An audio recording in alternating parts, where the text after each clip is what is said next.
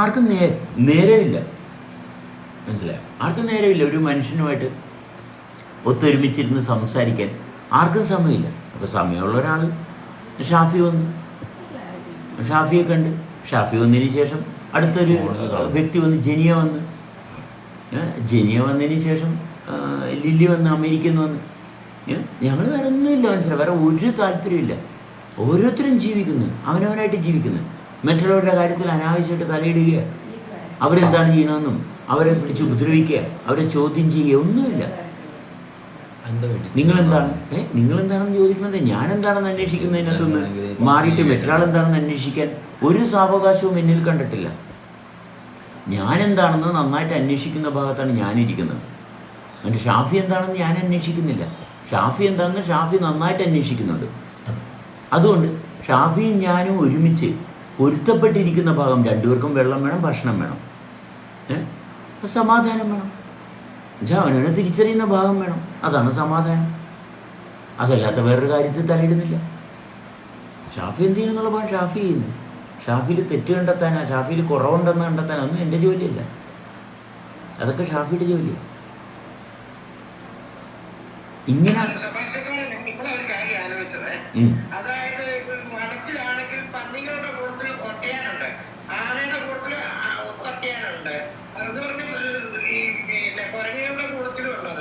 അങ്ങനെ ഒരു സമൂഹ ജീവി ഒരു അധ്യായം വേണം. അത് സഭാഷ സാർ ആയിക്കോട്ടെ, അതാണ് എന്റെ ആഗ്രഹം. അതെ, ഇത് ഒറ്റയാനാണ് ഇരട്ടയാനാണ് ഒന്നും എൻ്റെ വിഷയമല്ല. ഇതൊക്കെ കണ്ടെത്തുന്നതിനകത്ത് എനിക്ക് കാര്യമൊന്നുമില്ല. ഞാൻ എങ്ങനെയാണ് ഇവിടെ ഉണ്ടായിരിക്കുന്നതും അത് തുടർന്ന് അനുഭവിച്ചു പോകേണ്ടത് എങ്ങനെയാണ് എന്ന് മാത്രമേ ഉള്ളൂ. ഇത് ഒറ്റയാനാണ് ഇരട്ടയാനാണ്, ഇത് പുറമേ എന്ത് സംഭവിക്കുന്നു അത് വെച്ചിട്ടല്ല, എൻ്റെ ഉള്ളിൽ എന്ത് സംഭവിക്കുന്നു അതിനെ ബേസ് ചെയ്താണ് ഞാൻ ജീവിക്കുന്നത്. എൻ്റെ ഉള്ളിൽ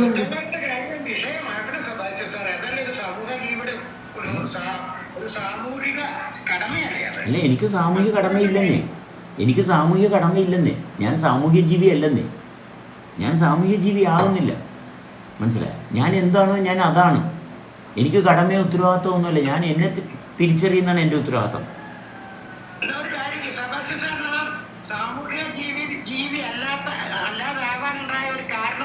ഒരു കാര്യമില്ല. ഞാൻ എങ്ങനെയാണ് ഉണ്ടായത്, ഞാൻ അങ്ങനെ തന്നെ ഇരിക്കുക.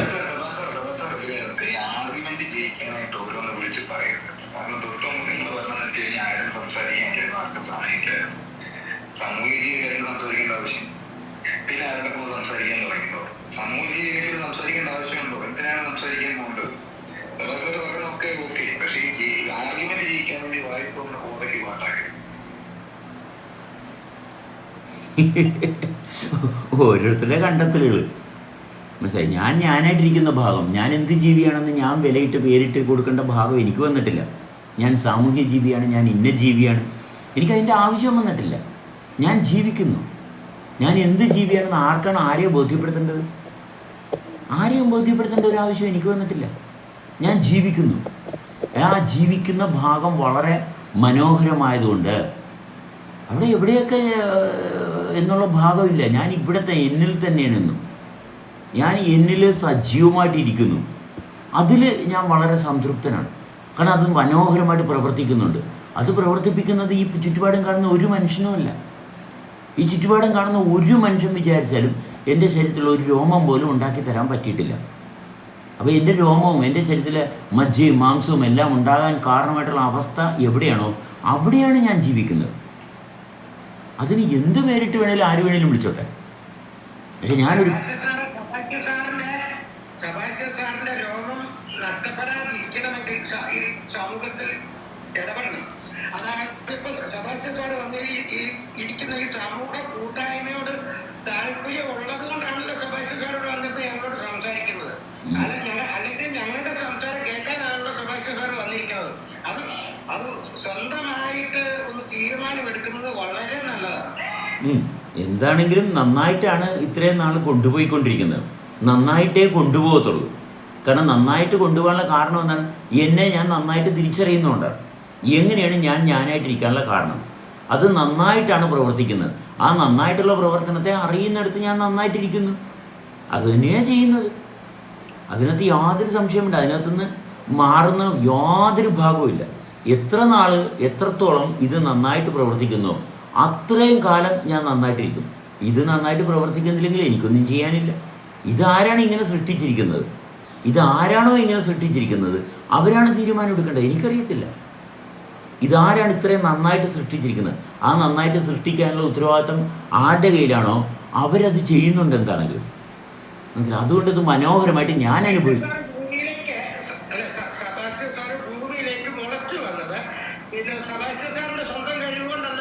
അല്ല അല്ല അല്ല അതുകൊണ്ടല്ലേ ഞാൻ പറഞ്ഞത്, അതല്ലേ ഇപ്പം പറഞ്ഞത്. ഞാനാകാനുള്ള കാരണം എന്താണോ അതാണ് എന്നെ സൃഷ്ടിക്കുന്നത്. അതെന്നെ സൃഷ്ടിച്ചുകൊണ്ടിരിക്കുകയാണ്. അത് നിരന്തരം പ്രവർത്തിച്ചുകൊണ്ടിരിക്കുക. അതിനകത്ത് യാതൊരു കോട്ടവുമില്ല. എത്രത്തോളം ഈ ഞാനായിട്ടിരിക്കാനുള്ള ഭാഗം പ്രവർത്തിച്ചുകൊണ്ടിരിക്കുന്നത് അത്രയും കാലം ഞാനിവിടെ ഉണ്ട്. മനസ്സിലായി? അതിന് യാതൊരു മാറ്റവും. അതിനകത്ത് എനിക്ക് കൈവെക്കാനായിട്ടുള്ള അധികാരം എൻ്റെ കയ്യിൽ കിട്ടിയിട്ടില്ല. എൻ്റെ കയ്യിൽ ഇത് അനുഭവിക്കാനുള്ള അധികാരമേ ഉള്ളൂ. അതുകൊണ്ട് ഞാൻ അനുഭവിക്കുന്നു. എന്തെല്ലാം ചെയ്യാൻ പറ്റുന്നു അതെല്ലാം ചെയ്യുന്നു. എൻ്റെ ഉള്ളിൽ നിന്ന് എന്നെ പ്രേരിപ്പിക്കുന്നത് എന്തെല്ലാം തുടർന്ന് ചെയ്യാൻ പറ്റുന്നു. അത് നാശമാണെങ്കിൽ അതോടെ വെച്ച് തീരും. നാശമല്ലാത്തത് ചെയ്യുന്നത് കൊണ്ട് ഞാൻ തുടരുന്നു. നാശമല്ലാത്തത് കൊണ്ട് ഞാൻ തുടരുന്നു. അതാണ് എൻ്റെ ആശ്വാസം. എനിക്കതിനകത്ത് സംശയമൊന്നുമില്ല. ഞാൻ നിലനിൽക്കുന്ന അവസ്ഥയിൽ എനിക്ക് യാതൊരു സംശയമില്ല. അത് വളരെ മനോഹരമായിട്ട്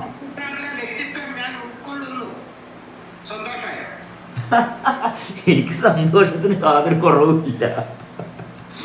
സന്തോഷമാക്കാൻ വേണ്ടിയിട്ടായിരുന്നു സംസാരിച്ചുകൊണ്ടിരുന്നത്. എന്നാൽ ആദ്യം ചോദിച്ചാൽ പോരായിരുന്ന സന്തോഷത്തിലാണോ ഇല്ലെന്ന്. ഞാൻ അപ്പോഴേ പറഞ്ഞായിരുന്നില്ല. സന്തോഷത്തിലാണ് എപ്പോഴും.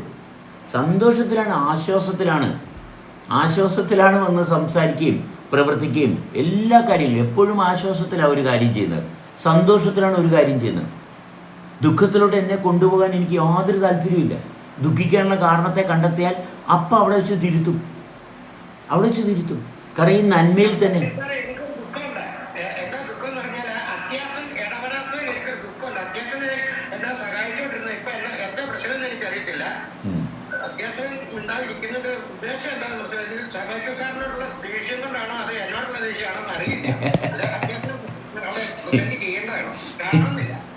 എനിക്കെന്താണെങ്കിലും ദേഷ്യവും കലിപ്പും ഉണ്ടാകുന്നില്ല. അങ്ങനെ ഉണ്ടാകാതിരിക്കുക എന്നുള്ളതായിരുന്നു എൻ്റെ ശ്രദ്ധ. അതിൽ എവിടെയെങ്കിലും പരാജയപ്പെട്ടു പോകുന്നുണ്ടെങ്കിൽ ഞാനവിടെ വീണ്ടും ശ്രദ്ധിച്ച് അത് അപ്രകാരമാകാതിരിക്കാനുള്ള ഭാഗത്തോട്ട് ഞാൻ എന്നെ എത്തിക്കും. അതാണ് എൻ്റെ ഉത്തരവാദിത്വം. അസ്വസ്ഥനാകാതെ കൊണ്ടുപോവുക. കാരണം ഉള്ളിൽ ആന്തരികമായിട്ടുള്ള പ്രവർത്തനം വളരെ മനോഹരമായിട്ട് പ്രവർത്തിക്കുന്നതിൽ നിന്ന് ശ്രദ്ധ മാറ്റാതിരിക്കുക. എൻ്റെ ഉള്ള് വളരെ ശാന്തമായിട്ടും വളരെ വൃത്തിയായിട്ടും എനിക്ക് വേണ്ടിയിട്ട് പ്രവർത്തിക്കുന്നു. അതറിയാതെ പുറത്ത് നടക്കുന്ന പ്രവർത്തനത്തിൽ ഞാൻ അനാവശ്യമായിട്ട് ഇടപെട്ടാൽ എനിക്ക് പണി കിട്ടും. അതുകൊണ്ട് അങ്ങനെ ഇടപെട്ട് പോകാതിരിക്കാൻ ഞാൻ എന്നെ വളരെ കരുതലോടുകൂടിയാണ് കൊണ്ടുപോകുന്നത്. അതിൽ ഞാൻ ഒരുമാതിരിയൊക്കെ വിജയിച്ചാണ് പോയിക്കൊണ്ടിരിക്കുന്നത് ഇതുവരെ.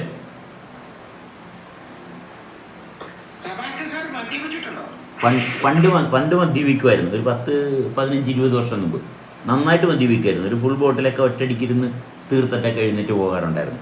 ഇപ്പം മദ്യപിക്കാറില്ല. ഒരു 10-20 വർഷമായി. കാരണം മദ്യം ഞാനുമായിട്ടുള്ള ബന്ധത്തിന് കോട്ടമാണെന്ന് മനസ്സിലായി. വേണ്ട ആവശ്യമില്ല. കാരണം അതിൻ്റെ പുറത്ത് കുപ്പിയുടെ പുറത്ത് വ്യക്തമായിട്ട് എഴുതിയിട്ടുണ്ട് alcohol consumption is injurious to health, cigarette smoking is injurious to health എന്ന്. ഇതിൻ്റെ എല്ലാത്തിൻ്റെയും പുറത്ത് വ്യക്തമായിട്ട് സ്റ്റാറ്റ്യൂട്ടറി വാർണിംഗ് എന്ന് പറഞ്ഞ് എഴുതി വെച്ചിട്ടുണ്ട്. അത് വായിക്കാൻ അറിവുള്ളവർ തന്നെയാണ് ഇത് വാങ്ങി കുടിക്കുകയും ചെയ്യുന്നത്. അതുകൊണ്ട് എല്ലാവർക്കും അറിയും, അവനവൻ എന്ത് വേണം വേണ്ടെന്ന് അറിയാനുള്ള കഴിവ് എല്ലാവർക്കും ഉണ്ട്. അതിന് ഞാൻ സെബാസ്റ്റിന് പ്രത്യേകിച്ച് അങ്ങനെയുള്ള യാതൊരു ഉത്തരവാദിത്വവും ഇല്ല. മനസ്സിലായി? എല്ലാ ഇല്ല മലയാളത്തിൽ എഴുതിയിട്ടുണ്ട്.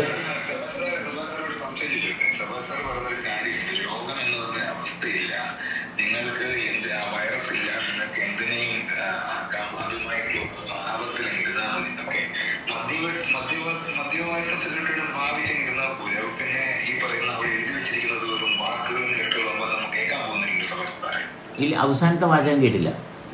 മദ്യവും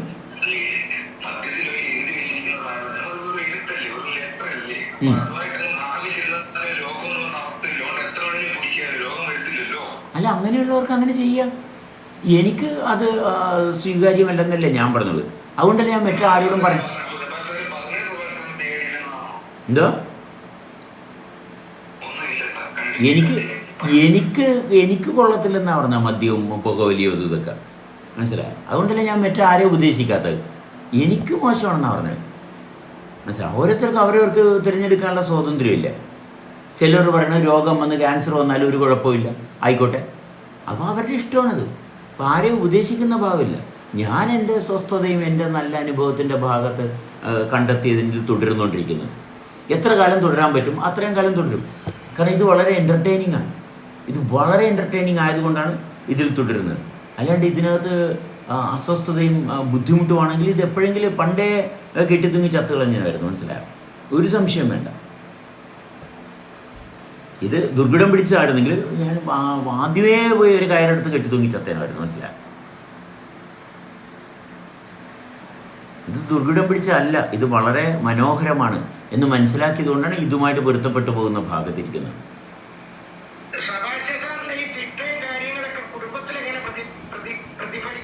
കുടുംബത്തിലാണല്ലോ. കൂടുമ്പോൾ ഇമ്പമുള്ളിടത്താണ് ഞാനിരിക്കുന്നത്. എൻ്റെ കുടുംബത്തിലാണ് ഞാനിരിക്കുന്നത്. എപ്പോഴും എൻ്റെ കുടുംബമാണ് എന്നെ കൊണ്ടുപോകുന്നത് മുന്നോട്ട്. കുടുംബത്തിലേ ഇരിക്കാൻ പറ്റത്തുള്ളൂ. കൂടുമ്പോൾ ഇമ്പമുള്ളിടത്താണ് ഞാനിരിക്കുന്നത്. അത് മനോഹരമായിട്ട് പ്രതിഫലിക്കുന്നു. എൻ്റെ കുടുംബത്തിലാണ് ഞാൻ എന്നും ഇരിക്കുന്നത്. എന്നുവെച്ചാൽ കുടുംബം എന്ന് പറയുന്നത് നമ്മളുമായിട്ട് പൊരുത്തപ്പെട്ട് നിൽക്കുന്നത്. എന്താണോ പൊരുത്തപ്പെട്ട് നിൽക്കേണ്ടത് അത് പ്രപഞ്ച നിയമമാണ്. ആ പ്രപഞ്ച നിയമത്തെ ആർക്കും തെറ്റിക്കാൻ പറ്റത്തില്ല. കുടുംബം അവിടെ ഉള്ളതാണ്. അത് എന്നും മനോഹരമായിട്ട്, അതിന് യാതൊരു കോട്ടവുമില്ല.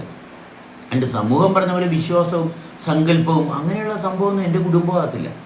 എൻ്റെ കുടുംബം എന്ന് പറയുമ്പോൾ എന്നിൽ കൂടുമ്പോൾ ഇമ്പമുള്ളത്, അത് നിരന്തരം അങ്ങനെ തന്നെ വർക്ക് ചെയ്യുന്നത്. യാതൊരു കോട്ടവുമില്ല.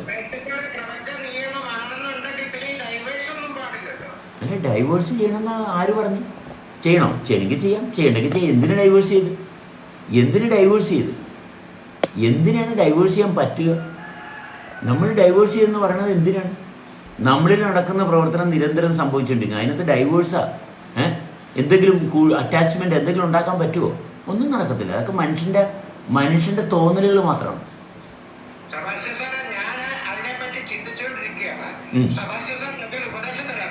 ഇല്ല, എനിക്ക് ആർക്കും ഉപദേശം കൊടുക്കാനുമില്ല, എടുക്കാനുമില്ല. കാരണം ഇവിടെയുള്ള ഒരു മനുഷ്യനും സൃഷ്ടിച്ചതല്ല എന്നെ.